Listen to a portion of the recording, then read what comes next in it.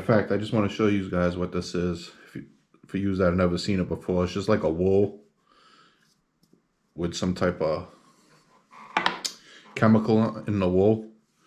And just take a piece of it. As you can see, I've done it before. I'm going to use the other side. Put it in your drill and send it home. Just run it back and forth on the shaft.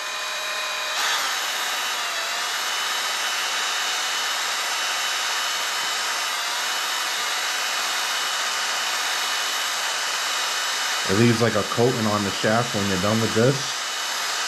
And what I usually do, which I don't even have, I gotta go get, is I'll go over it with a microfiber rag. Oh, went into the threads. Don't want that in the threads. And just like that, it's nice and shiny again. There's no dull marks in it or nothing. I'm gonna have to pull all this out of the threads because this is gonna clog the freaking piston. But it's super smooth right now, like slippery. I'll be right back. I'm gonna go get a microfiber. I'm gonna show you that.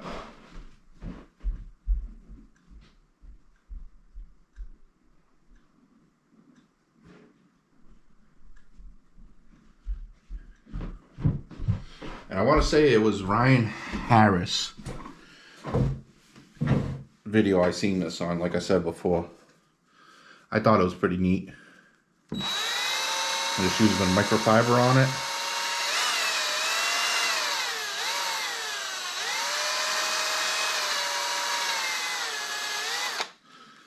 And just like that, it's nice and shiny again. It's actually got some heat to it from the friction.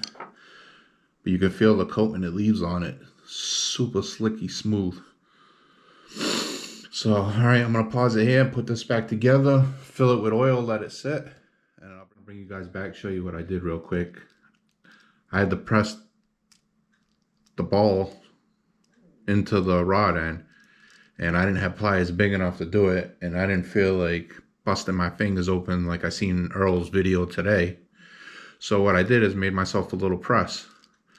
I used a 1/4-inch socket that fit into the end of the ball, the standoff. I use the bolt that I had extra from the steering rod end with the nut, and I put it through, held it on this side with the socket that fit the nut, and used my Allen key, tightened it down, and it pressed it right in. Now when I go to do the rear camber links, I'm going to do the same thing.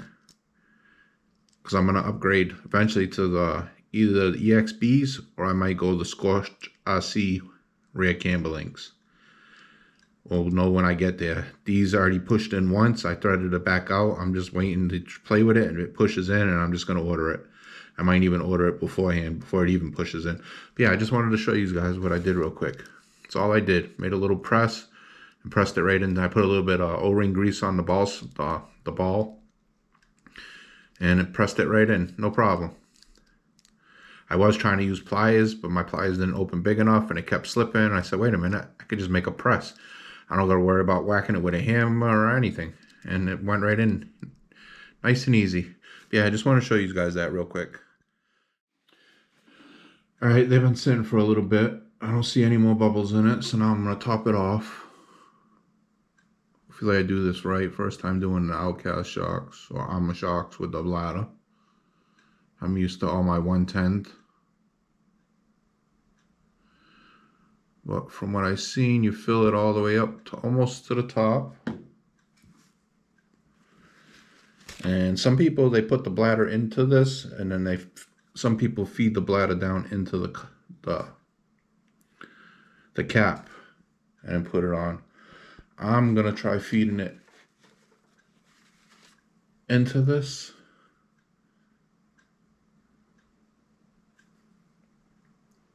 Slowly.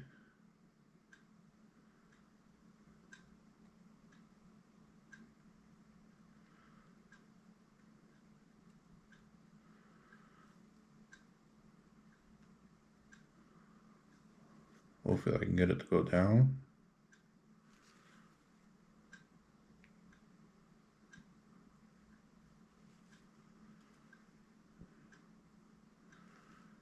we go. I don't think I put enough fluid in it. Try that one more time.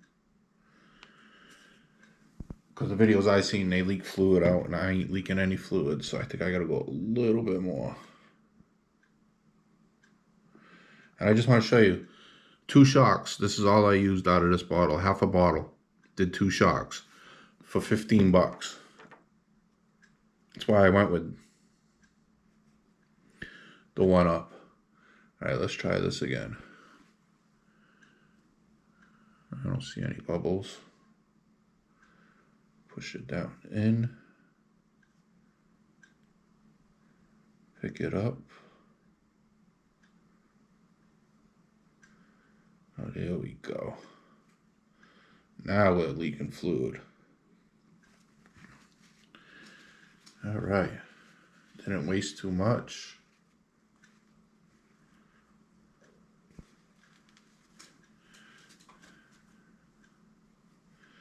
Now I see them.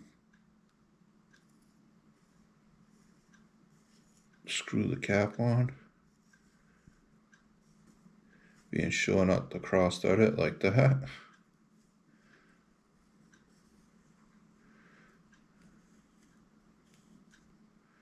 Still going, oh, there we go. Now we got it. And then you look for the bleeder hole, which is right there above the Armor logo. Screw it up.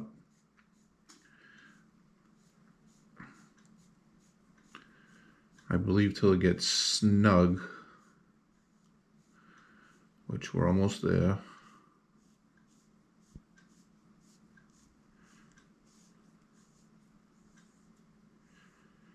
Oh, I just seen a little bit of fluid.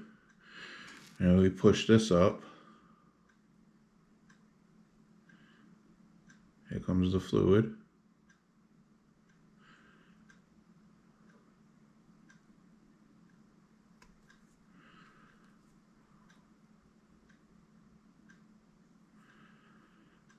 We'll go to right about there. And then I guess you lock the cap down now. And it just pushed the shock out. There we go. Clean off the fluid. Let's see what we got. Compression. Rebound. I'm not going all the way up though for some reason.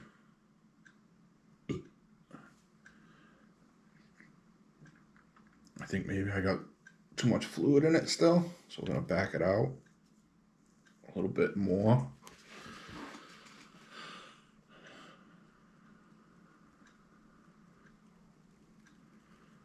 Bring it all the way up as far as we can. There we go. Now it's bottomed out.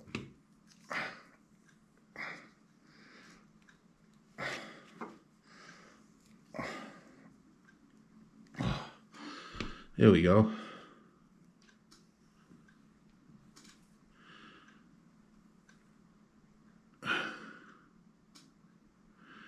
I feel like the videos I see, people's shocks going further than that.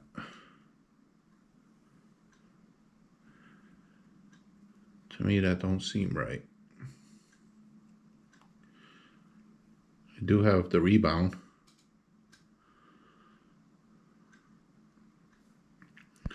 We'll see how much rebound when it stops. Right there, it looks like it stopped. Yeah, we got a lot of rebound. All right, I'm gonna pull that back down.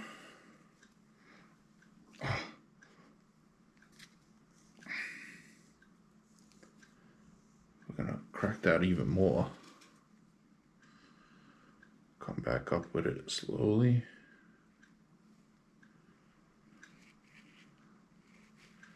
Yeah, look at that. That went way up.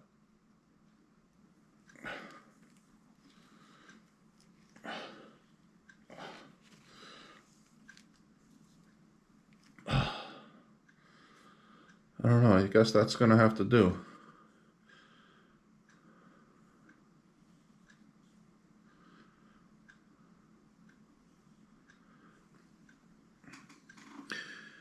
I do feel like that's why it bends, though. Let me see, where's that bend?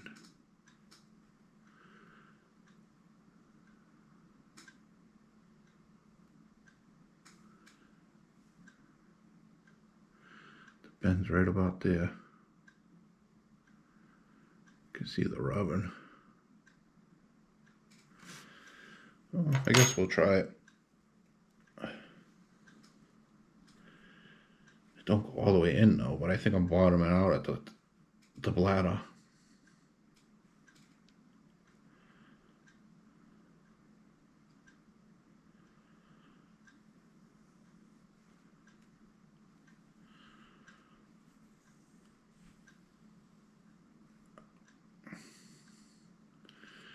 All right, well, I'm gonna pause it, continue putting this back together. I'm gonna put the rod end on, put the spring on, and grab the other one, do the other one, and see what it, actually I'm gonna leave it apart, do the other one and see if it matches on the rebound. We'll be right back.